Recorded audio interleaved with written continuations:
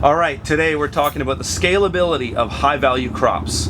That's today's question and answer for April 1st. That's no joke. That's coming up next on The Urban Farmer.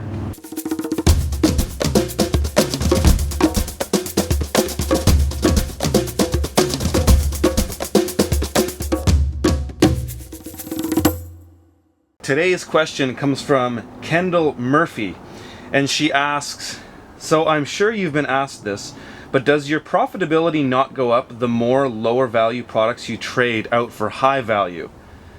As an extreme example, why don't you just grow an entire farm of tomato and salad mix?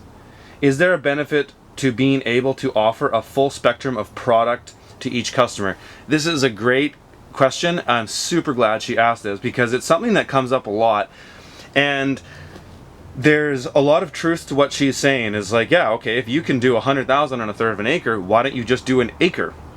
Well, just like many questions, it depends. It depends on your marketplace. It depends on what you can actually sell.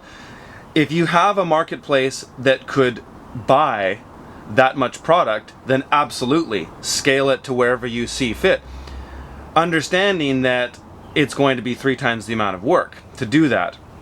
The other thing to consider is by having some other products that you don't do a lot of, you get what's called, what I refer to as market capture.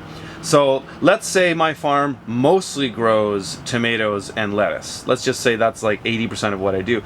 In fact, that's not too far from the truth.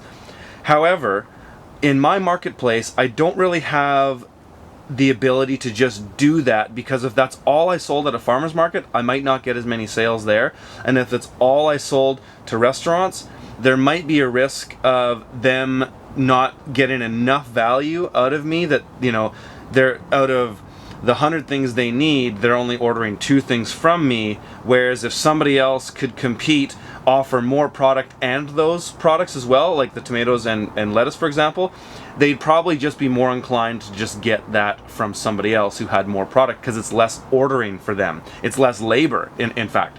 So that's the challenge to that. That's where the scalability thing becomes a risk. Having said all of that, if you are able to diversify your markets and have more types of customers that buy, say, those 2 products from you, then it's totally probable that you could do that. But it all depends on your own circumstances. So currently in my marketplace, I am slowly actually specializing more and more because I am diversifying my customer base. So I find that's a general rule of thumb. If you've got more products, you can have less diversity because you have more diversity of products. You can have less diversity of customers because you have more diversity of products.